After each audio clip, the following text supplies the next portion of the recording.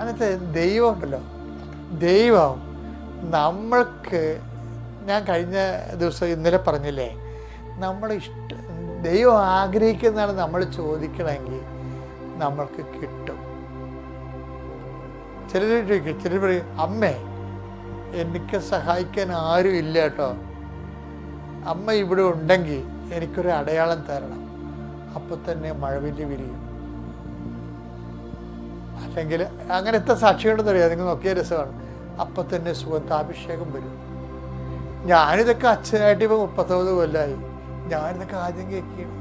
Presence, അതിനെല്ലാം ഉടമ്പടിയിലെ സാന്നിധ്യം എന്നാണ് വിളിക്കുന്നത്. സാന്നിധ്യം എന്ന് പറയുന്നത് ദൈവത്തിൻ്റെ സാന്നിധ്യം വെളിവാക്കാൻ ചോദിച്ചാൽ അപ്പം റെഡിയാവും. കാര്യം ദൈവം സൗജന്യ ദാനമായിട്ട് നടക്കുന്നതാണ് സാന്നിധ്യം. കർത്താവ് പുതിയ ഉടമ്പടി സ്ഥാപിച്ചത്, കുർബാന സ്ഥാപിച്ചത് എന്താ സംഭവം? സാന്നിധ്യമാണ്. സാന്നിധ്യം സംലഭ്യമാക്കാനാണ്. മനുഷ്യൻ്റെ ദൈവത്തിൻ്റെ കൂടാരം മനുഷ്യൻ്റെ കൂടെ. ആ സാന്നിധ്യം ചോദിച്ചാൽ അത് തന്നെ ഞാനത്